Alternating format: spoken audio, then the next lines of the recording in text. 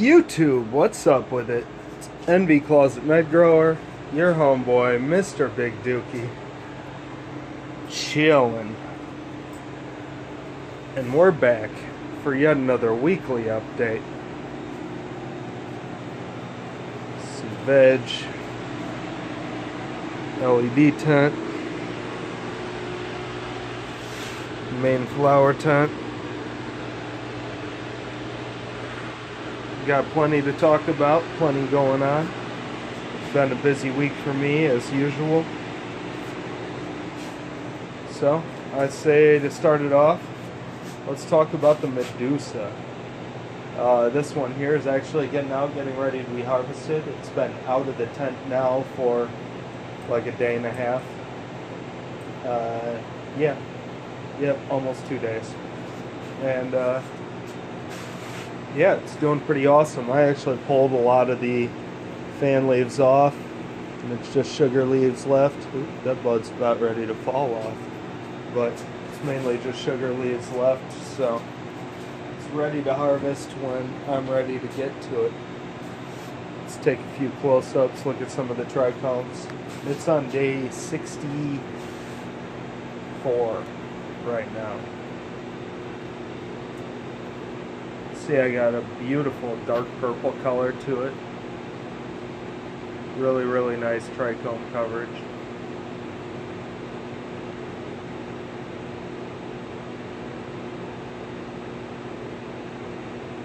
Has a really nice, like, sweet, musky, like, kind of pungent smell to it. So,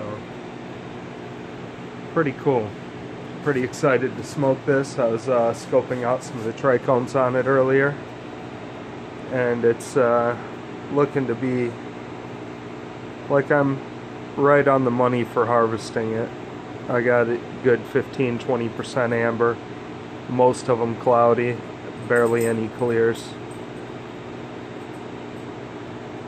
And overall, I'm pretty happy with this plant. It was only a so-so grow. You can see I got quite a few burnt tips from overfeeding it. And then after overfeeding it, from flushing it out, I let it get a little too deficient right up before flush, so I flushed it out. When I started flushing it, it was already deficient. It ended up flushing out quicker than I wanted. But overall, I got a whole ton of some beautiful quick flowering sativa here from Nirvana Seeds. Like I said, that's Medusa. So I don't know, I did give my boy some cuts of this, and I know he has them vegging, so I may eventually bring this cut back. It is pretty unique and pretty beautiful, so depending on how it smokes, I may end up flowering it out again. You never know. So, cool stuff. But now that we got her out of the way, let's move it on into the flower tent. Big Duke, you ready, bud? Barely got a flinch out of him. Alright. See, I'm over in the flower tent now, and it's starting to thin out now that the Medusa is out of there. And I haven't moved anything in from veg yet, but that's okay. We'll talk about that here in a minute and what my plans are for the summer regarding it. Actually, we'll talk about that after we get over towards the veg tent. For now, let's get looking at some of these plants. We'll start off with these two in the front. These are both Purple Fire Bag Seed from, and it's on day 53. So, they're both coming along great. You can see this one right here, I think is my Frostiest Pheno. And it's got a little more of an OG structure to it, kind of like some of the stretchier OGs. It's a beautiful plant.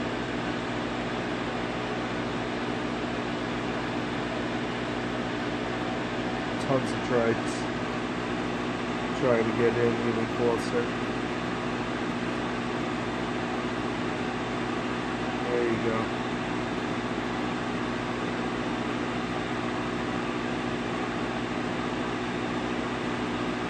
Looking beautiful. But yeah, this one's flopping all over the place too. You can see I got kind of a tomato cage in there, just makeshift, holding it up. Sitting on the ground, holding up a bunch of stalks. And yeah, it's doing its thing. There's not a whole lot else I can say about it. It's stupid frosty. Nice dense buds with a lot of weight on them. Can barely hold itself up. So definitely pretty happy about this bag seed. Can't complain about it. And it's turning out super dank. So the other one over here, also Purple Fire, also on day 53. They went in on the same day. And this one's definitely a much different phenotype. This one's much more of an OG, like the Fire OG in its genetics. This one I think is going to be more like the Granddaddy Purple in its genetics for Purple Fire. This one you can see it's a little more indica, has the shorter, rounder buds, and if we look in real close at it, some of the calyxes actually are just barely starting to purple out, so it is a rather beautiful plant. And again, some nice frost coverage. The buds are decent size. I think the buds were a little bigger on the other plant, but both of them have a decent smell to them, so we'll see which one's the better pheno. But honestly, the whole way going, I was thinking this one would be the better pheno, and I think this one still might end up being the stronger pheno of actual potency. But this one, I have a feeling will have the terpene profile and give me more of that purple, you know, artificial grape tangy flavor you get out of the Granddaddy Purples and the crosses made with it. So that's what I'm hoping I get out of here, is some really dank purples. This one I'm hoping for a super strong OG with some purple hint of flavor. So we'll see what we get. But from this frost, I guarantee we're going to get some fire. And those are Purple Fire. Bag seed. Like I said last week, my brother-in-law up in the Bay gave me these, some dank purples he found last year. So let's move it on to the next one. This one is Toxic Lord by North Genetics, and this one's on day 45. And this one's been coming along great. I got a couple deficiencies here and there, just little bits. Like you can see that leaf's a little beat up. Over here it's doing that a little bit too. Looks like a little bit of phosphorus deficiency kind of blotching through. And, you know, a couple leaves down inside too, yellowing out a little bit, just as it's getting old. But overall, it's coming along really, really well. The majority of the plant's pretty happy, healthy, and it's got some big, frosty, chunky colas. I'm really, really impressed with this plant. Like, this one's gonna, like, just from the looks of it so far, this will most definitely be something I end up running again, and I'll get a cutting or a clone back from one of my buddies and rerun it again, the same pheno probably, because just from the frost level on it, I guarantee it's going to have some decent potency. The smell on it is like a super pungent, like sour gasoline or sour chemical something. It's pretty dank though. Take a few trikes from the bottom. Yeah, I can't really pin the exact smell on it, but it's definitely like well, it's Godbud crossed with Chemdog, and I'm guessing some of the sweeter smells came from the Godbud, but it's definitely like a super pungent, sweet, fuely something. So I'm super excited about this. I think North Genetics knocked it out of the park with this cross, and I'm pretty sure I found a pretty dank pheno out of this one I got going to flower. And the bud size is incredible. Like, even look at this one down here flopping. This thing just hanging off the side is still freaking huge. Like that bud, I know I can't really reach back there that easy, but it's probably 3 inches wide in the center there. That one's one of the lower buds on it, one of the lower branches. So, pretty stoked about that plant. Should be a beautiful harvest. And so far it's a really beautiful plant. Let's see about one more set close up here, get in on those strikes, be able to hold it for a second, so y'all can take a good look. So there's a little hair stuck to that one. I missed it. Oh well. We'll go down here, screw that bud.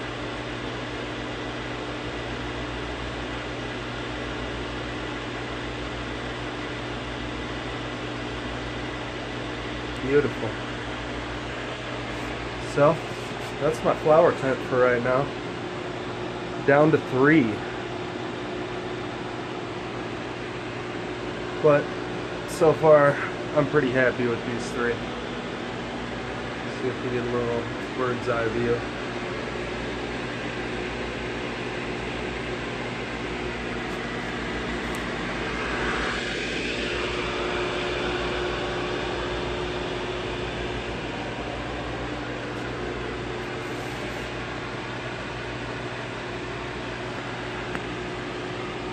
Alright, so let's move it on. We got lots more to talk about. Alright, move it on to veg. Before we move it in though, make sure you guys remember, if you need any seeds, hit up North Genetics, send them a message, NVclosetmedgrower, 25% lower donation. Also, if you guys are looking for any LED lights, hit up topshelflight.com. Same discount code, get yourself 10% off your purchase. So, let you all know before we get into another segment here. So, on to veg. As I was saying earlier, flower is starting to empty out because we got this beautiful plant taken out and we haven't put this big one in yet. This one right here is Beyond Dream number 2. This is my Blue Dream dominant pheno, Beyond Dream. This is one of the last plants that's going to get flowered out by it. This is one of the last clones my buddy had taken before we decided not to run this cut anymore. And we didn't decide not to run it because of any bad reasons for it. It just so happened the other pheno I found was better. You know, they're both amazing. In fact, it's such a good pheno, we didn't kill off any clones. We grew them out to keep them growing. It just flowers out in about 9 weeks, where the other one flowers in, 8 solid. And, the other one pulls the same weight in 8 weeks, and I thought the terpene profile was a hair stronger, like the same flavors, but a hair stronger flavor on the other one. And this one's got more of the berry flavor to it. The other one's got like berries with a hint of cream. It's like this little bit of different smoothness on Beyond Dream number 1. Which is this one back here that just recently got LST'd over. Had a couple yellow leaves. So, either case, this one's got to get transplanted here this week. Right now it's still in peat moss from my homeboy. He runs peat moss and perlite mix. So that's what that's in. I've just been feeding it about every 2 to 3 days as it's been drying out. And now it's finally starting to fill up enough root mass in that number 5 pot to where I'm probably going to end up transplanting it into a number 7 and into cocoa. And then hopefully building up a big enough root mass over the next 2 weeks. I'm going to give it at least another 2 weeks after I transplant it. So another day or 2 until I transplant. Another 2 weeks from there, I will end up putting it in flower. And what I think I'm going to do is I'll end up getting my scrog net back out. I have a 2.5 foot by 2.5 foot scrog net, and I'll put it back in here and end up scrogging out that inside my HPS tent. So that'll be what's going on there. Now at the same time, you notice these plants are starting to get older, so by the time that one gets harvested, I'll be putting this one in. Or, yeah, pretty close too. So then the only plant that'll be in that flower tent will actually be this plant. And I actually plan on turning this light down from its super lumen mode right now down to, say, like a 600 watt mode, sliding it back into that corner and setting it only up over that scroll. You know, because it is, I can dial that down anywhere from I think 600, 750, 1000, or super lumen mode, which I checked at the wall was pulling 1140 watts. So I think I'll probably lower that down to either 600 or 750 and just run that over the 2.5 by 2.5 foot scrog. And it'll be a little overkill in light, but should make for some massive buds for that. Now, at the same time, notice I do have other plants going. What I'm probably going to end up doing with these two is I'm going to cut another round of clones from that for my homeboys, and then probably one for myself. That's my good Beyond Dream number 1. This one, I'm definitely going to cut a clone or two for myself as well. But what I want to do with them is eventually flower them out in here under my new Duo Lux 600 by TopShelfLight.com after this is done. So as soon as I pull this out, I want to probably use this tent as my main flower tent and actually go down. So instead of using my 5x5 tent this summer, I may have one plant in the back corner with my light a little bit weaker, and then use my LED for the summer to try to help mitigate my heat. So I think it'll work a little better trying to save on electricity instead of blasting so much air conditioning, being that I live down here in southern Nevada in the Great American Desert. So we have days in the summer that hit 115 degrees outside, and my grow room is not climate controlled with my house. So therefore I have to cool it with AC. The same AC that's cooling my lights also has to somewhat battle outside temperatures. Like, this wall goes against my house, that wall does not. So, you know, it is what it is. Got to work with what we got, but I think that'll definitely help me out trying to mitigate some heat a little bit. Also, I got a takedown, I just haven't done it yet. I have a much bigger window unit I'm going to put in replace of that one. Last summer I used 2 small units, one there and one in the back room. This summer I actually have one, that one's a 6,000 BTU. I have a 15,000 BTU window unit that's going to go right there. Got to notch that out a little more. And that one actually has like automatic temperature adjustment and remote control and all that stuff. So that'll be able to help me out a lot for the summer as well. But I think that's a little insight as to the future plans on what's going to be going on for the summer here. Going to be doing a little more LED growing and slow down my HPS tent. And then once it gets closer into the fall, I'll probably work on filling this 5x5 back up. So back to veg, as we were talking about last week, everything wasn't going so well in here. I had some lockout issues, and those continued onto this week, and you can see I haven't had a whole lot of growth. This plant's done some growth. This thing's a bushy freaking beast, and I'm happy for that. So that should be a lot of fun to flower out, as I was telling you in the scrog. And I need to transplant it in a number 7 with cocoa, so that way all this peat moss ball will be in the middle, and then there'll be hopefully enough cocoa that I can put it on my dripper system without it getting overwatered, or at least enough root mass that it can, you know, not overwater even with the peat moss in it.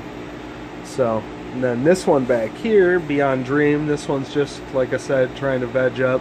I just LST'd it this week. It has been growing out of the ones in here with the lockout issues and such. This one's been growing. Actually, just a few days ago, I re-washed through these soils, and I was really diligent on checking the pH and ppms out of my outgoing. And I was about where I thought I would be on my outgoing parts per million on my total dissolved solids on all 3 of them. I was right around, you know, between 500 and 600 parts per million, which is a little low.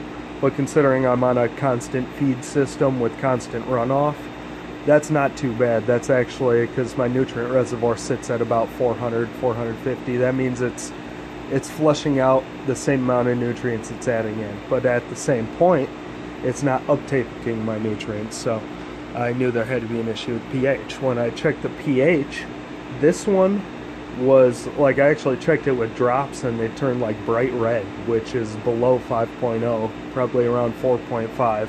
Same thing with this one, did just as bad. And then that one read way high at about 7.0. So I don't know what the heck was going on, but none of their soils were working right. And that's probably why they're all showing different forms of deficiencies. Like this one back here with the yellowing out, it was showing the exact same on this one, and they're both showing really low pH soils. This one was high and it was showing me a little different issues, not as much with the nitrogen. It's actually showing toxicity with the nitrogen and more, you know, like deformity involving that. But it had slowed growth immensely. Like this thing hasn't grown at all in the last week, I don't think. So, you know, trying to do what we can to help beat through it. So on top of that though, I did run, you know, about 3-4 gallons of water through each one of these until I had the runoff down to less than 100 parts per million. So that way they would be nicely cleaned out. And then afterwards I replaced them with a nice large dose, like a 600, 650 parts per million veg dose of my general hydroponics nutrients instead of using my nutrients I made. So just because I know my general hydroponics works, I'd used it for years, that type of thing. The nutrients I made, obviously I'm not a chemist. I don't know if maybe over time something's locking up in my nutrients or, you know, what the heck's going on. So I don't really trust it and I want to see.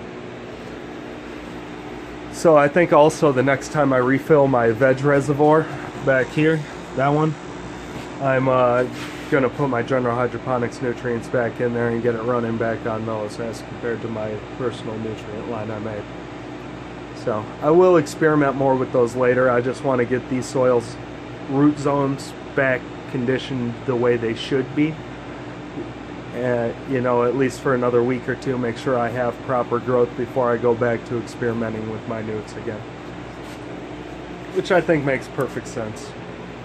Keep the garden running proper. So now let's keep moving it on. Like I said, this one back here is Dreamberries, and it's definitely still alive. It's lightened in color a little bit, and it's not the happiest thing in the world, but it's still alive and kicking. And it actually was lighter the other day before I gave it that general hydroponics dose. So I think it is starting to come back out of its funk. It might still need another couple days. And I'm definitely going to be monitoring these root zones. Like, I'm going to definitely check the runoff on the root zones and check the pH comparatively. Again, probably tomorrow, now that it's been a couple days, and make sure it didn't reset to anything retarded again. And if it does reset to something retarded, then I'm definitely going to have to clear out my reservoir again. I did just replace the veg reservoir we were looking at. I replaced all the nutrients in that less than a week ago. So it is nice and fresh with my personal nutrient lineup, but we'll have to see. So if it is, then I'll probably have to immediately clear that out, replace it with general hydroponics, reflush this stuff. If the root zones are running the correct pH and ppms are starting to, you know, work out a little better, then you know, I can just leave it running as is. Also, I did up my dosage inside my reservoir over there to about 500, 550 parts per million instead of 400 parts per million I regularly run for just salts. So we'll see what it does. Hopefully everything bounces back and gets growing at a little faster rate and get those nice big old fat fan leaves back like I'm used to getting. Let's talk about this one now. This one's Odin, also by North Genetics. These are all North Genetics too. Beyond Dream is definitely one of their better strains. I love that stuff. But this one, I am deathly afraid is a man. Like, I'm pretty sure there's nuts coming out of this thing. Like, there's a lot of spots that look like pre-flower nuts. Let me see if I can find some more good ones.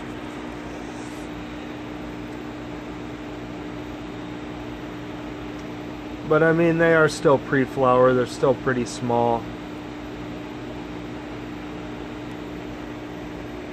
So I can't guarantee nothing. But I definitely don't see any hairs.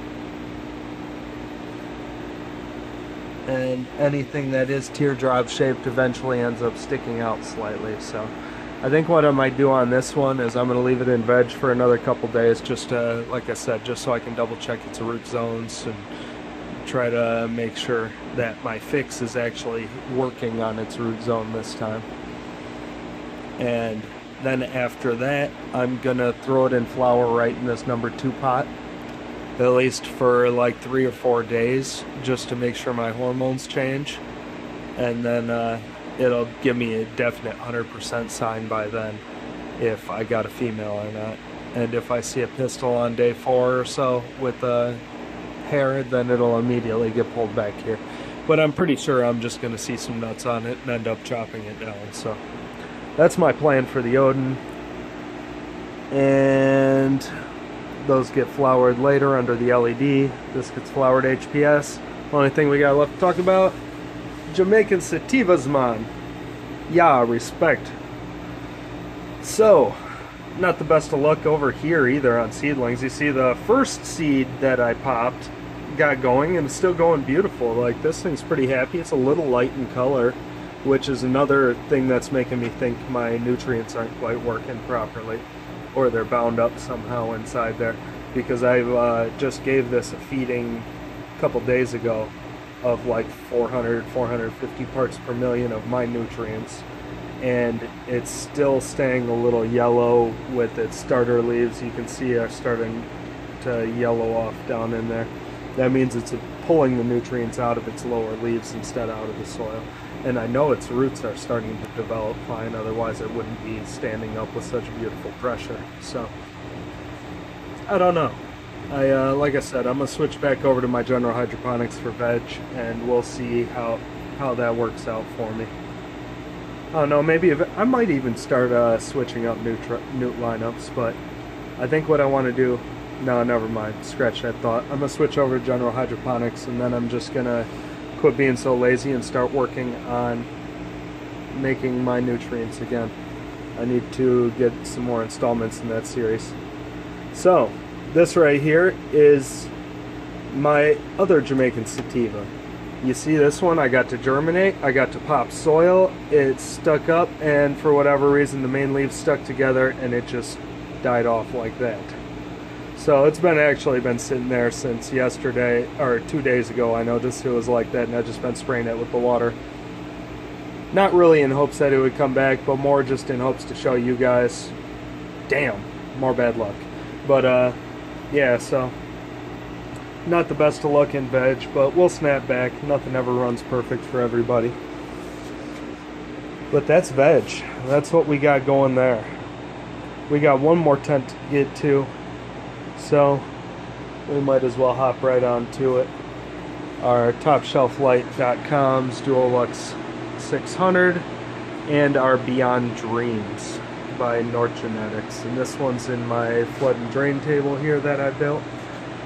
And you can see I got it doing pretty amazing job blowing up here on Strongnet. This is on day 16 of flower now. It actually got lollipopped yesterday. And you see I left about an inch, maybe 2 inches of growth below the Strongnet. And that's just because the plant didn't stretch as far as I anticipated. And that's partly my fault due to a setup design flaw. I don't have this light quite as high as I would like, just based on how tall of an automatic feeding system I have. But overall, I think it's still going to work great. I might get a little bit of white tips here in the center, but I think I'm still going to produce a whole lot of bud and a whole lot of really good quality bud with this LED. So let's get in here and take a few close-ups. We can see our development on day 16. Definitely has some nice little button buds. If we look real closely, we can see some frost developing on some of these.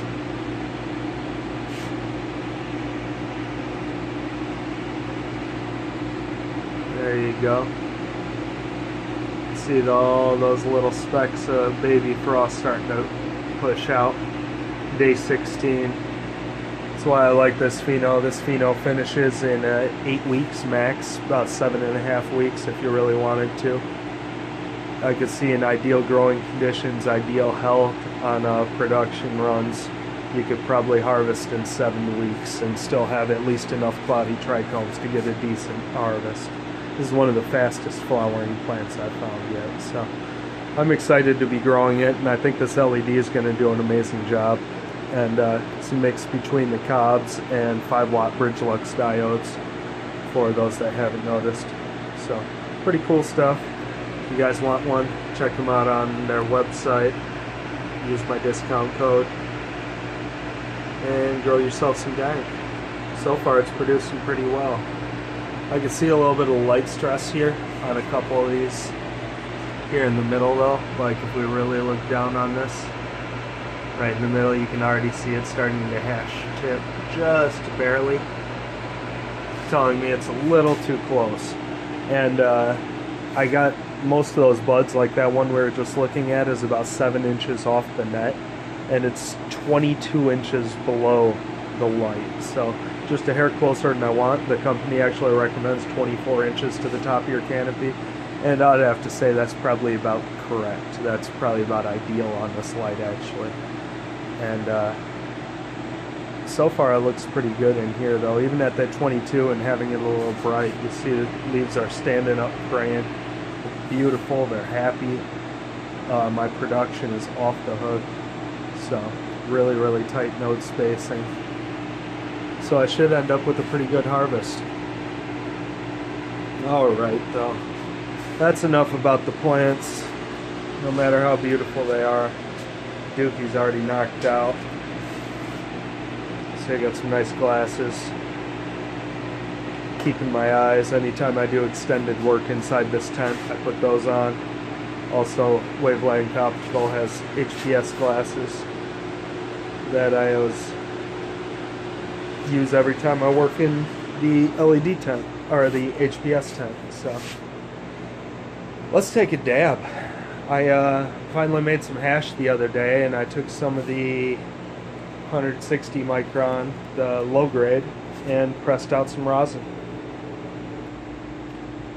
Alright, so the hash is actually still drying in the other room inside the house, but some of the lower grade, I pressed out some of the rosin on that. I had it dried out a little quicker. I left it on top of my pressing screen, and I think I got just enough moisture out that I could still get a nice clean rosin. And it's more of a shatter than anything else. It's like in between shatter and snap and pull. If I move this too fast, it's going to shatter for sure. But this is some very clean, wonderful rosin I made. It was pressed through a 25 micron screen.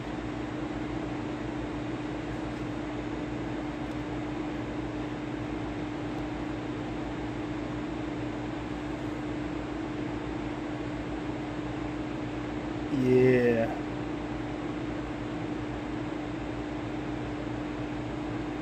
Come on, focus.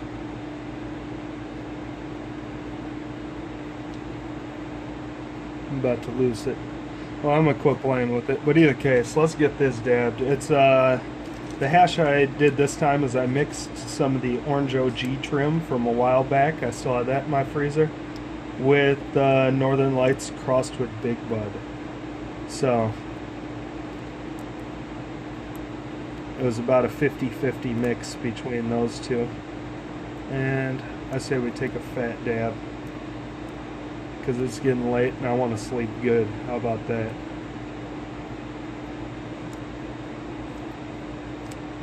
I don't know what that weighs, but I don't know. At least 0.1. I know that. I know it's going to be enough to get me faded in one hit. So, let me get the rig heated up and we'll get back to it. Alright. See, we'll try to get in here for a melt shot.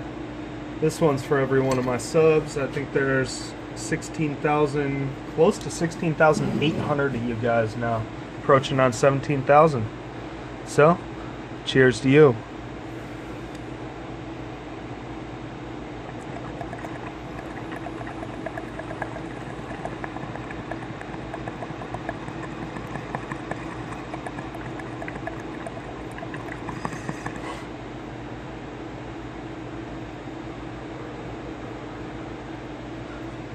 Oh, deliciously tasty. Got my mouth watering. That orange OG flavor really came through strong, like a woody citrus.